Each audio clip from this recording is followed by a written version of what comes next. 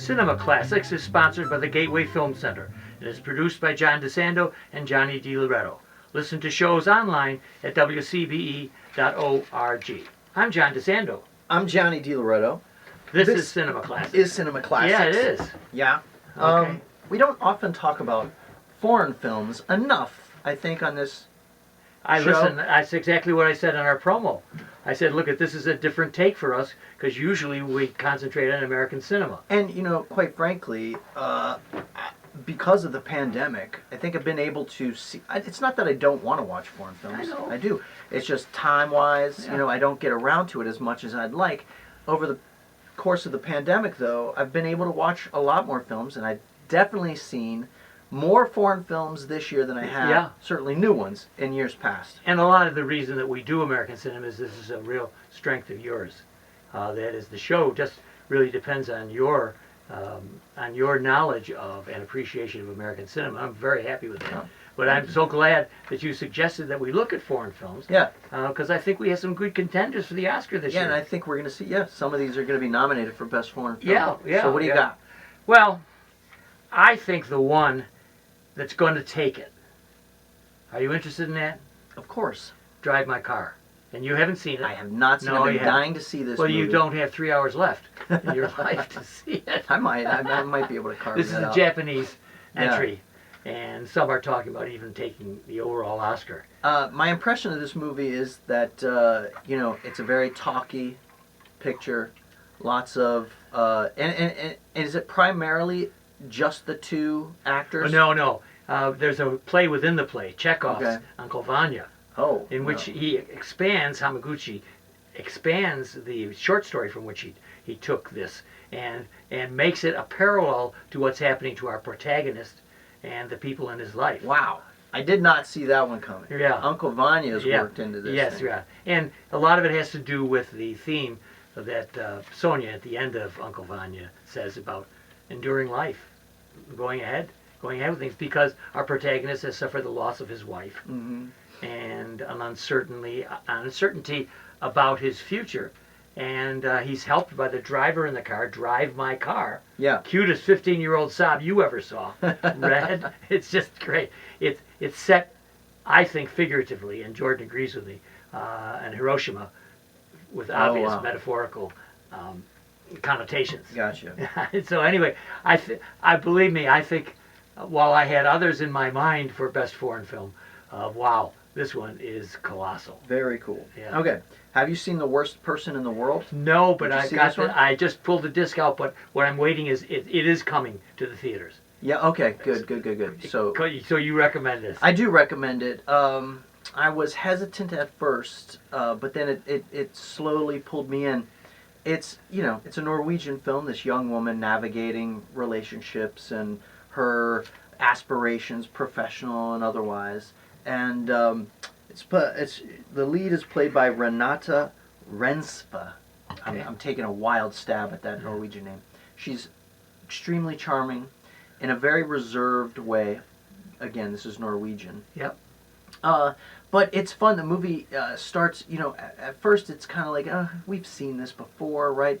But then it starts to explore different styles and tones, and it's a bit Woody Allen-esque in some ways. Good. In some ways, but yeah, a Norwegian film full of laughs and poignant sort of observations about, what it's like to be a young woman navigating the world. Good. Really. All right. Yeah. And so, I guess we can put off for a minute, if you don't mind, Yeah. Titane. Okay. And to have a more reasonable film. Yes, we can put that up for a minute. In the Hand of God. Yes. Oh, I love this movie. Isn't this great? Yeah. Now, both of us have Italian leanings. Right. So that we were going to come to this one right away. Set in Naples. It's the beginning. Set in Naples in the 80s. Yep. Right? It's exactly. Sort of director Paolo Sorrentino's reminiscence of his youth growing up in the 80s. Yeah. Fellini-like in his recollections. I guess that's, there's a little bit in the movie where his brother, Paolo's brother, goes to a Fellini audition. That actually happened, I guess. As some of the other things that happen in the film, I don't want to spoil anything, are true. But it's a great example of it. And the brother, who's a handsome fellow, he's actually just to be an extra. Everybody thinks he's going for a big part. He's just an extra. But Fellini turns him down because he's too Yeah, he's too classically handsome. Too classically handsome. And when you think about Fellini, he wants nothing but grotesques. Yeah. And so this guy. Well, you know, what's really fascinating about this movie is there's this through line, right, of Paolo. I guess it is Paolo. No, it's Fabietto. You're right, right? Fabietto, who is clearly Pablo. Yeah. Paolo, Fabietto, the kid. Yeah.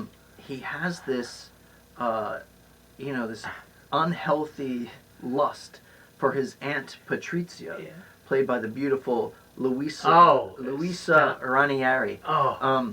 But that is it's a weird vibe going on in that movie, right? Where him and his brother, they're all like, they all desire their aunt. Well, don't you think that it does represent teenage lust, its absurdity? Yeah. And secondly, that it is, as you would say, it is a through line about some of the insanity of his relatives Yeah. and others that we know well. I know well. I mean, we often in my family had feasts on a Sunday Yeah. with weird characters from our family that I Right, love. for sure, yeah. Yeah, so I think that she does represent more. Yeah, Yeah. you're right. She's odd. There's a spectrum of these people, these characters that come in and out of his life. You know, first of all, he has I love the relationship between his mom and his dad. Oh boy.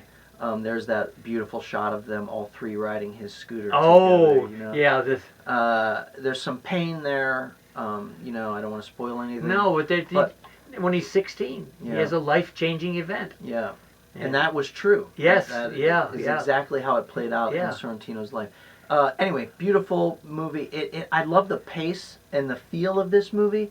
It's very place and time specific. Oh. You know, it brings you back to that world. I've never been to 1980s Naples, but it seems I'll like tell a you, wonderful It place is to visit. photographed so beautifully. It's on my bucket list. Yeah. I For me, this was the most enjoyable foreign film I've seen all year. and I have to agree with you. It's Yeah. the one I come to. If I hadn't seen Drive My Car, I would say maybe this would actually take it. Yeah. But I see why. But for me, just the way I'm attached to it, the way I feel lyrically about it, the Hand of God is to me really the one that's most outstanding. Yes, I'm with you. Agreed. All right, now, Titane. You got me to see Titane. Or and as I it's am. pronounced in French, Titan. Oh, it is Titan. Yeah, Okay. Titan. I'm thinking of the titanium. Yeah. That's why. Well, that's probably what it I don't but know you don't, you because say I it wasn't Titan smart in enough to French. go into YouTube to hear somebody pronounce it. Yeah, well, I did. Okay, and they're pronouncing it. English language interviews with Julia Durcano pronounce it Titan. Ooh, okay.